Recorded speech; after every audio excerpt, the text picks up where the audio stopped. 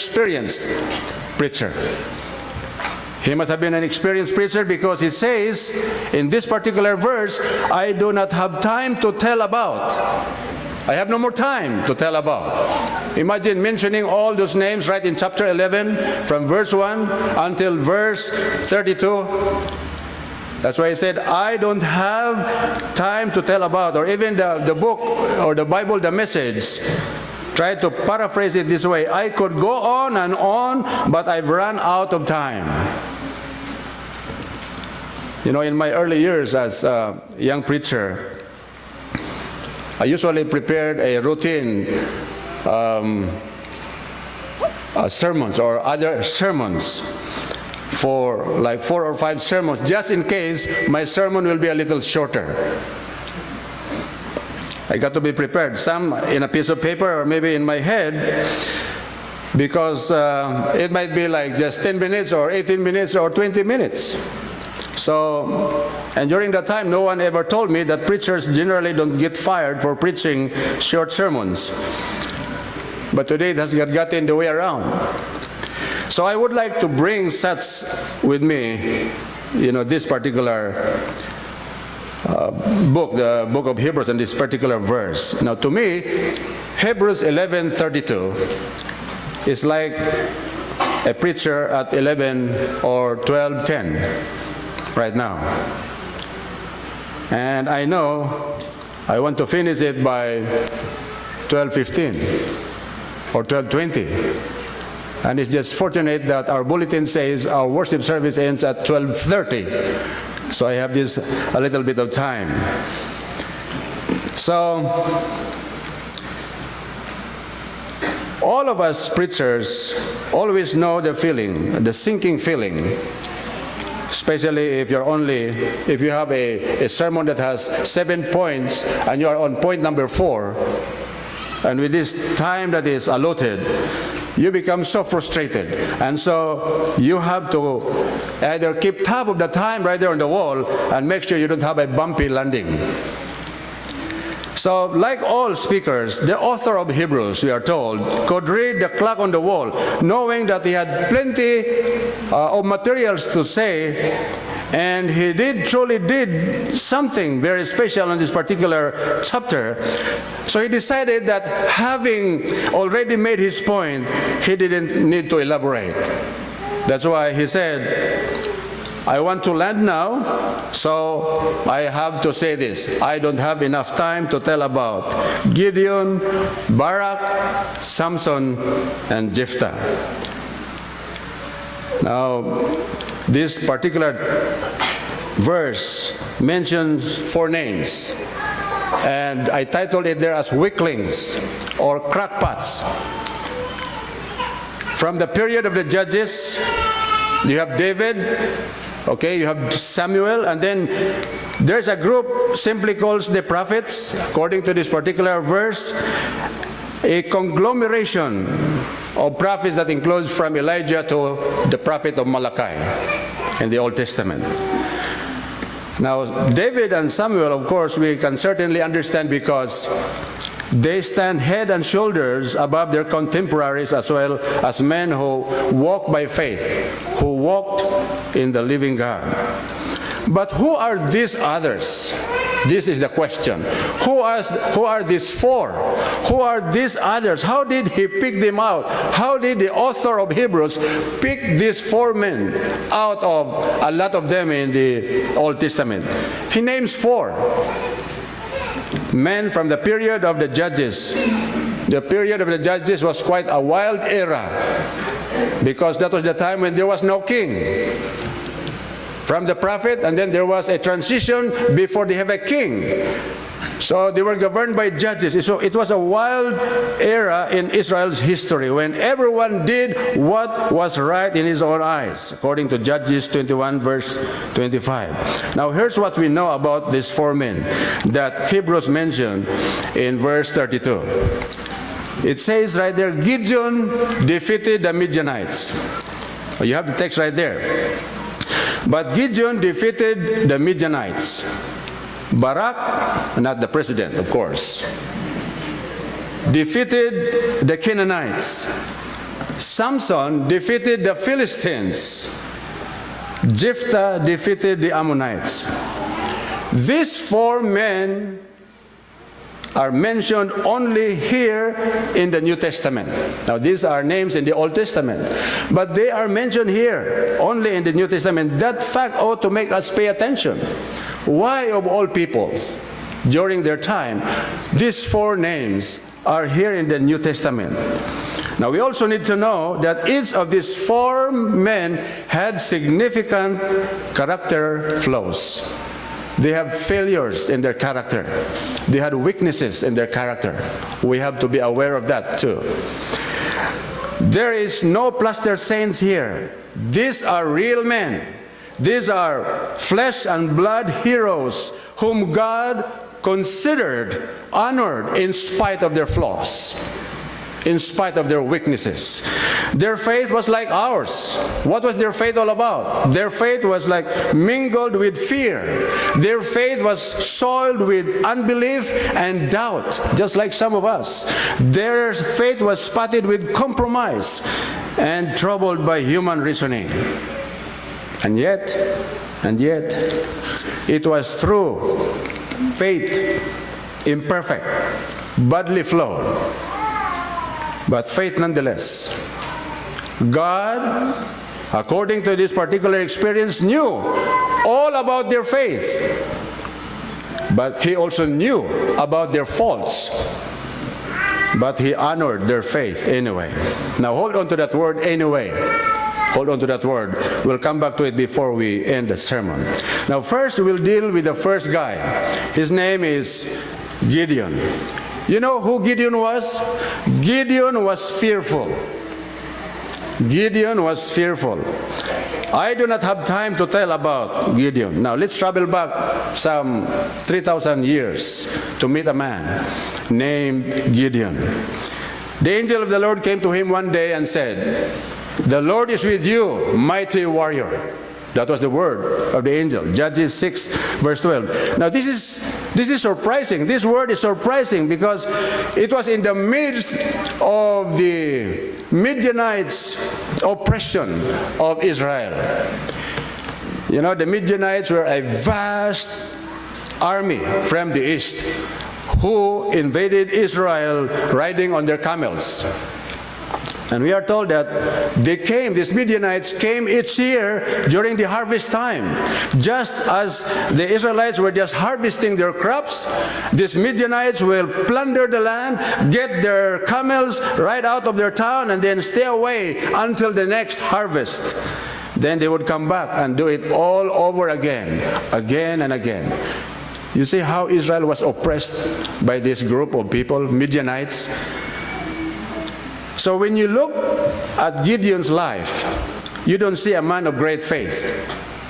For those of us who have read the story, you see a man of weak faith, whom God used greatly, because, you know, every year at harvest time, you are told the Jews were losing everything they had worked for, because these Midianites kept invading. They were just tired of these people. And so the people of God were reduced to living in caves because they were frightened of the mighty power of the Midianites.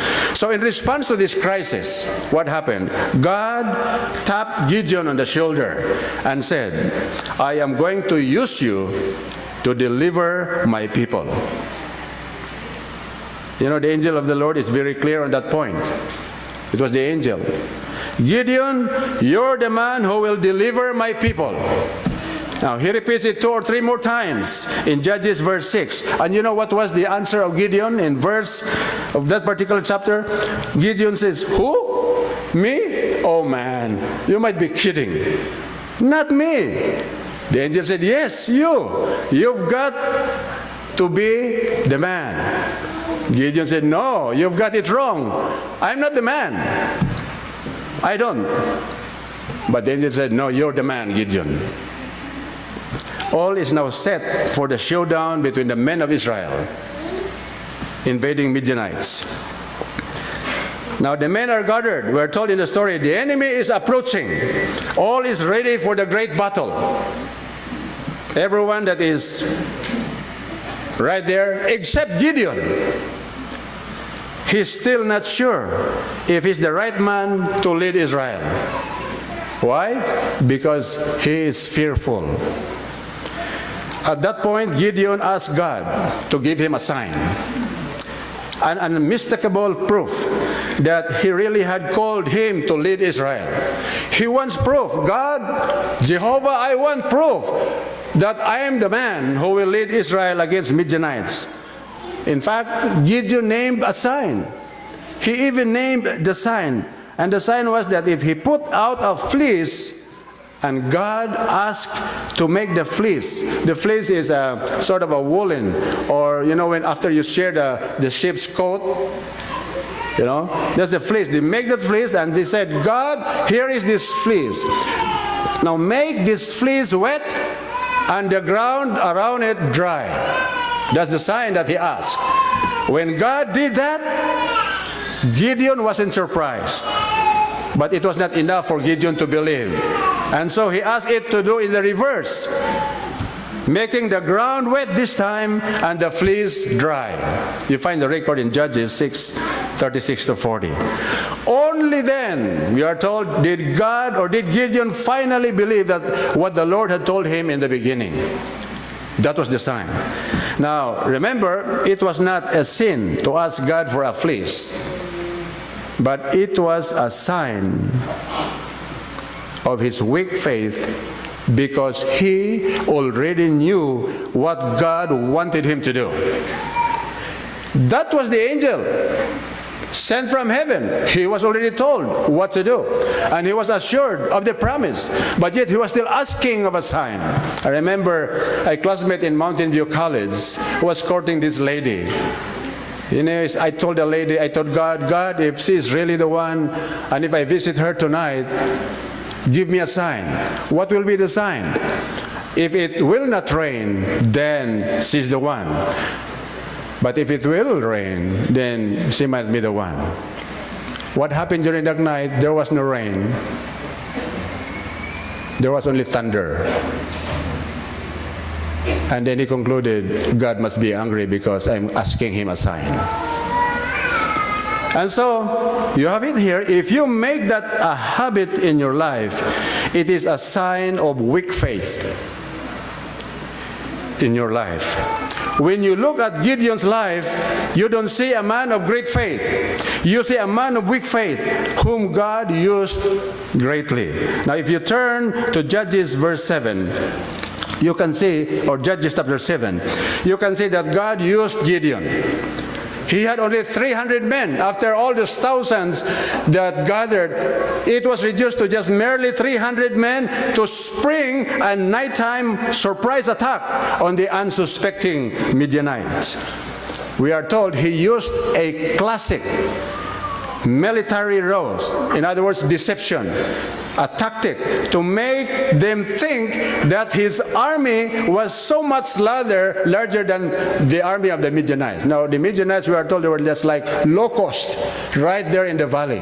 So many of them.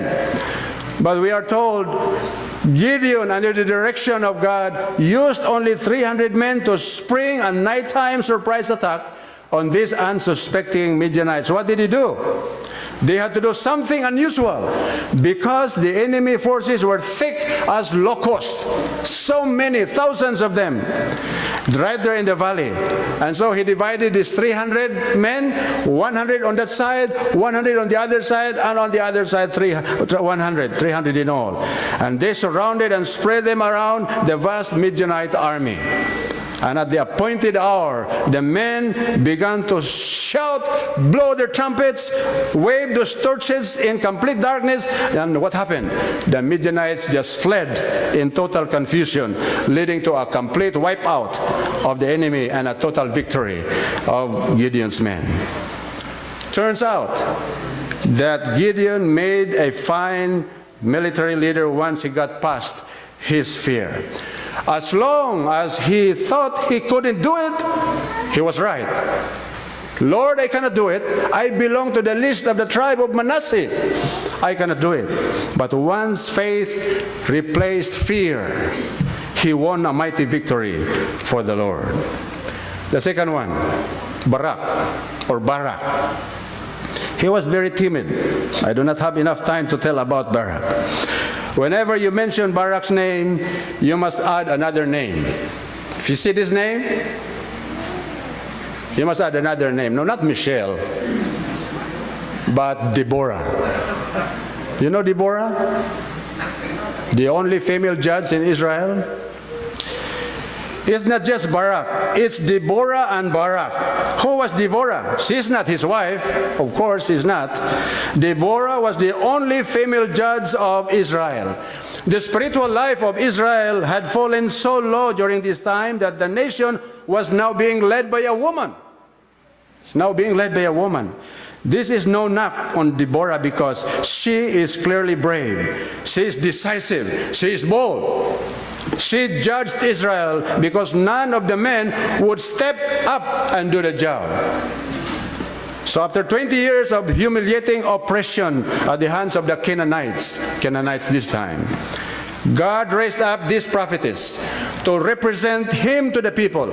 And since Barak commanded the army, Deborah sent for him and told him to go to battle. She even gave him the battle plan.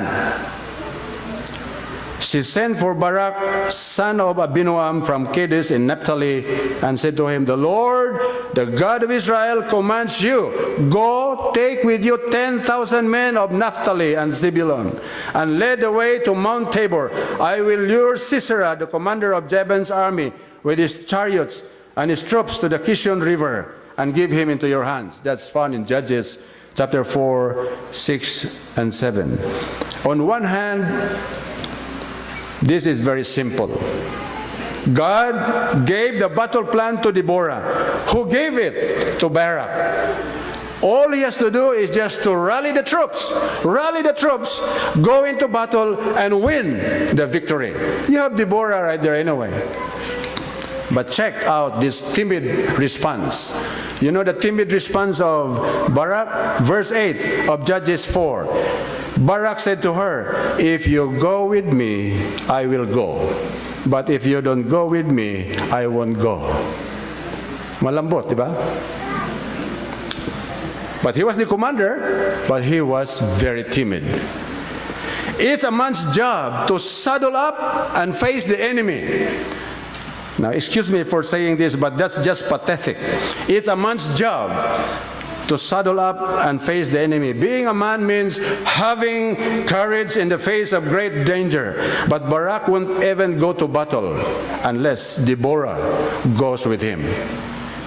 In case you think I'm too hard on the guy, Barak, check out what Deborah says in response to what the timid response of Barak.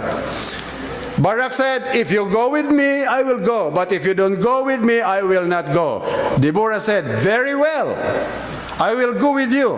But because of the way you are going about this, the honor will not be yours, for the Lord will hand Sisera over to a woman." That's verse 9. Now, my friends, even Deborah, a great leader in her own right, didn't like his response. What a bumpy, male-mouthed, wishy-washy answer Barak gave. Can you imagine General Douglas MacArthur talking like this? "I will not go back to the Philippines if the president will not go with me." But I can partly understand Barak's hesitation. We found out later in this particular verses that the Canaanites had something. The Canaanites had something that the Israelites completely don't have. The Canaanites had iron-clad chariots. Imagine that, iron-clad chariots. That meant the enemy had a huge advantage on the battlefield. For the Israelites to attack would seem to be a suicide mission, just like sending the Boy Scouts armed with muskets to do battle against a tank brigade. That's why Barak was just so timid. So God sent a storm, we are told, that flooded the Kishon River. Overflowed, trapping what happened? The iron-clad chariots. It turned out into a slaughter, we are told, a rout, a total victory for the men of Israel. In another ironic twist, we are told, Sisera, the captain of the Canaanite army, escaped.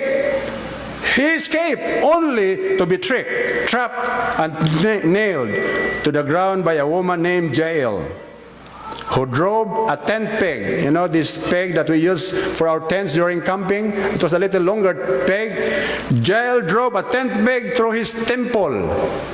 She then said to Barak, "Come, I will show you the man you are looking for." And there was Sisera, nailed to the ground with a tent peg through his temple, killed not by a man, but by a woman. So even though Barak led the troops in battle, Deborah and Jael get the credit. Was Barak a bad guy? No, he was a good guy who was just too dependent on women. You know, giving him the credit he deserves, he's listed right here in Hebrews 11 verse 32 as a man of faith. And he was timid when he should have been a strong leader. Who is the third guy? Samson. Remember, we have only 4 names here. So the third one is Samson.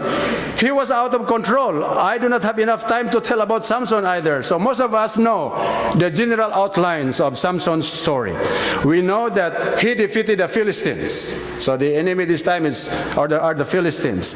And we know that Delilah, you know about that famous story, Delilah, Samson and Delilah. Delilah tricked him into revealing the secret of his strength. And we know about his eyes being plucked out. You know, his 2 eyes being plucked out, and how he gained revenge by killing 3,000 Philistines in one of the most dramatic death scenes in the Bible. Now, there is much more to Samson. You know Samson? He's the American Idol in the Old Testament. He's the American Idol of the Old Testament. He had all the good looks, great strength, popularity, and the blessing of God. But what happened? He threw it all away. Of his life, it could truly be said that he had unlimited potential. Samson had unlimited potential. No man in the Bible started out with such going for him. No man ended with less. He had it all, and he let it all get away from him. Samson is a bristling bundle of contradictions. Listen to this. Samson was a man of faith, but he had weakness for women. He was a man of faith with a weakness for women. He was a man of prayer, given to uncontrollable fits of anger. He was a leader of Israel who lusted after Philistine women. He was a man of God who lacked common sense. He was empowered by the Spirit, yet he often lived in the flesh. That's Samson's riddle, wrapped in a mystery inside an enigma. He is listed in Hebrews chapter 11 as a man of faith. Yet he slept with a harlot. Go figure. When we read Samson's story, we tend to think that his problem was all in the sexual area.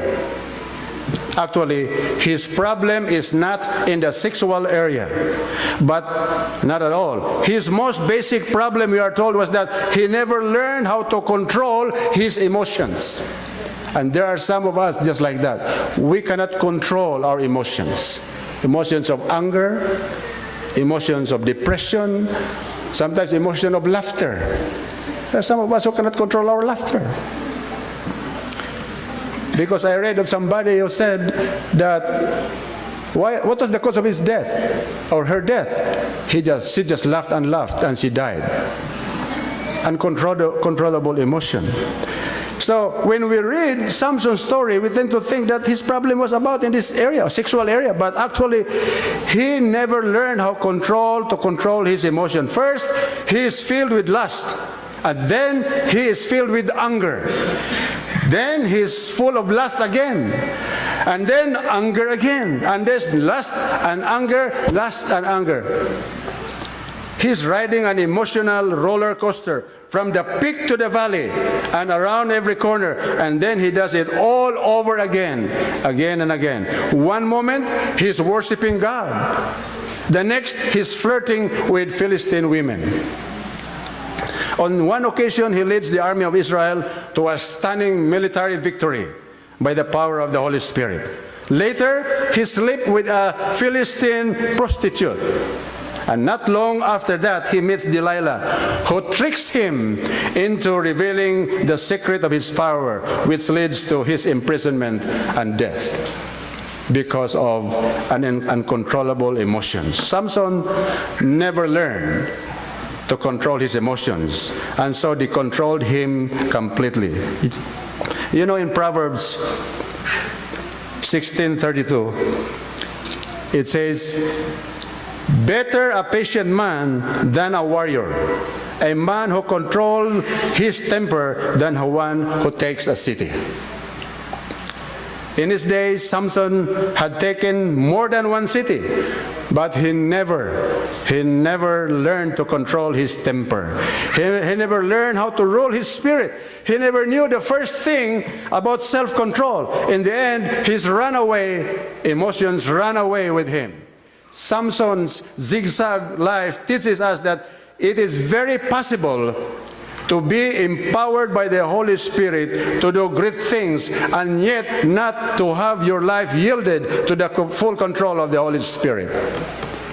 Samson, at certain points, was empowered by the Spirit of God, but there was never a point in his whole life when for a long period of time he was under the control of God's Spirit. He is deeply flawed, just like most of us. Samson is deeply flawed. He finds himself continually battling anger and illicit desire, just like most of us. He could sometimes do amazing things for God, just like most of us. He could turn right around and make incredibly stupid mistakes, just like most of us. And yet, he began to deliver his people from the Philistines, just as the angel of the Lord said he would in Judges 13:5. And he shows up in Hebrews 11, this particular text. Number 4 and the last, Jephthah. Unfamiliar name to some of us, probably.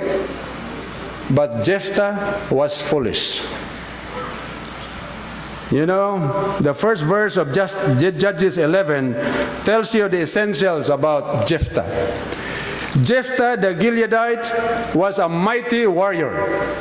His father was Gilead. His mother was a prostitute. But his name is right here in Hebrews 11:32. Don't overlook the last line. His mother was a prostitute. Not a very promising beginning.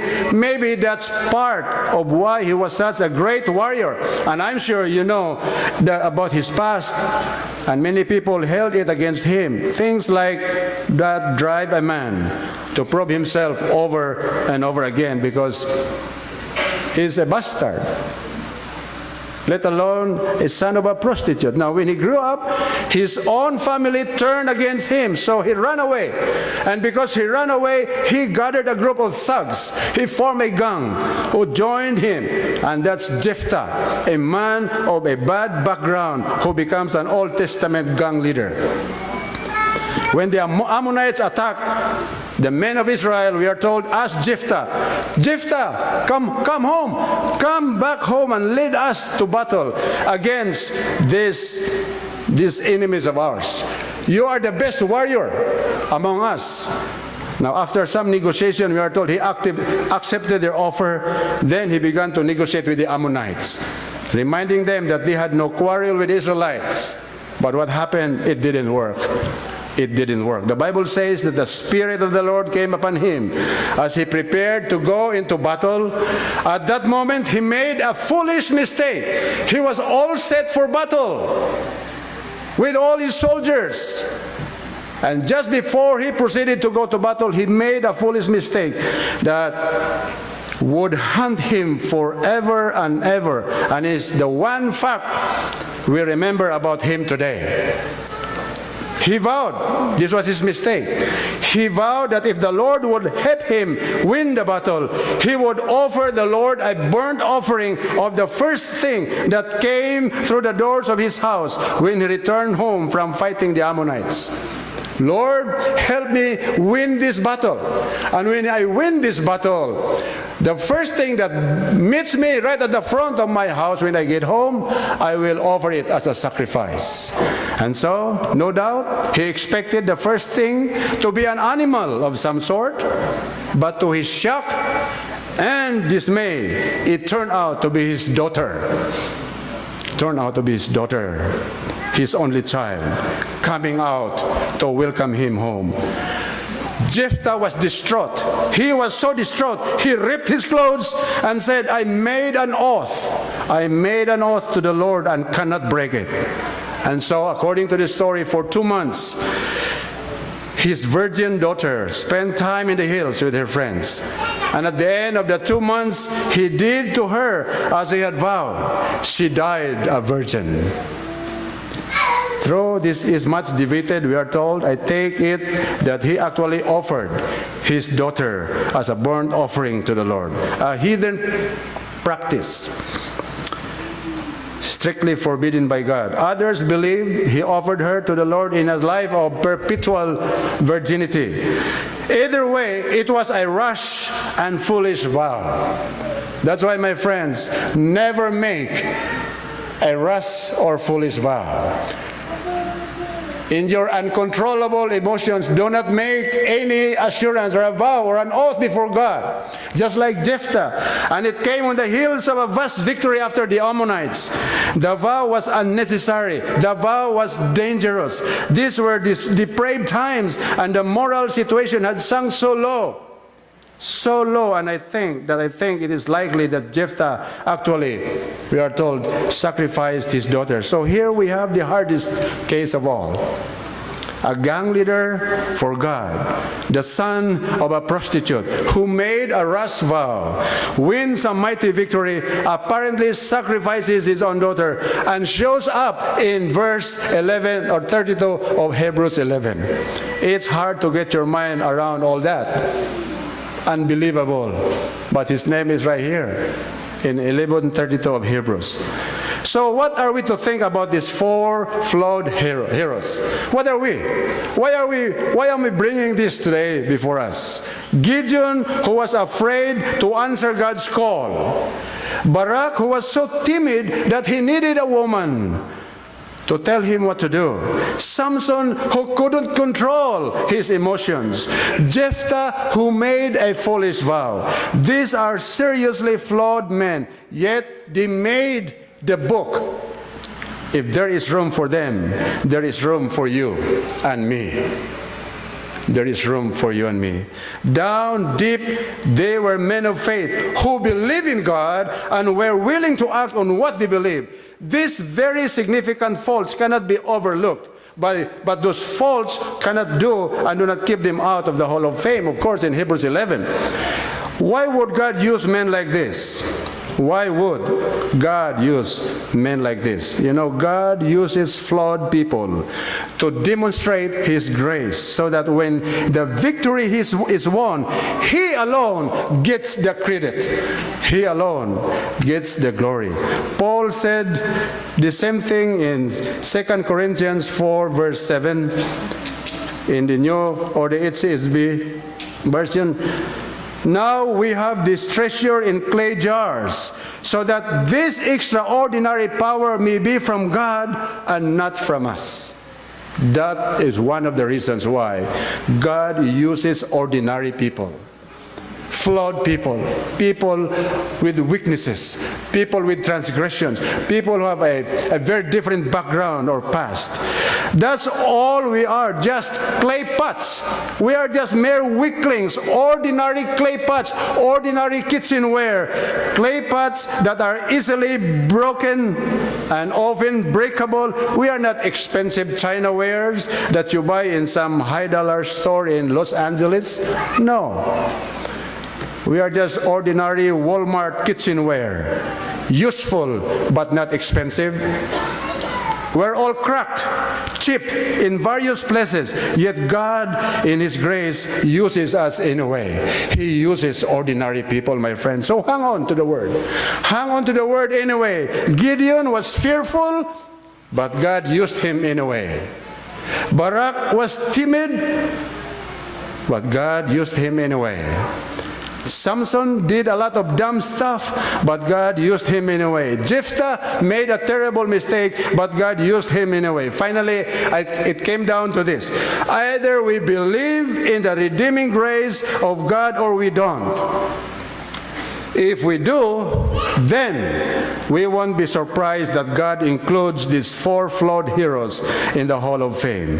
What did Ellen White say? In that I may know Him. Through faith in Him, Christ will make all our imperfect efforts acceptable to God. The faith we are required to have is not do-nothing faith. He who will lift up holy hands to God without wrath and doubting will walk intelligently in the way of God's commandments, that I may know Him, page 229. And further, she says, right in this, God uses simple instruments. With Jesus abiding in the soul by faith, we can do all things. If you labor unselfishly, dear brethren, however imperfect your work may appear, it is accepted in the sight of your Master, and it will accomplish His purpose. But if your work has been done in human wisdom or has been marred by selfish motives, the divine signet will not be placed upon it, and you will be made ashamed. Rivian Herald, November 18, 1884. God honors faith, and He seeks it so much that He will honor people who otherwise do some very stupid things. We all labor under a sense of our own failure. Like Gideon, we are slow to answer the call. Like Barak, we need someone else to push us right there in front. Like Samson, we let our emotions guide us wrongly. Like Jephthah, we say things that hurt ourselves and others. Now, my friends, let us then push on by faith, despite our failures, knowing that if God can use men like this, He can use us also. May the Lord bless us. Amen.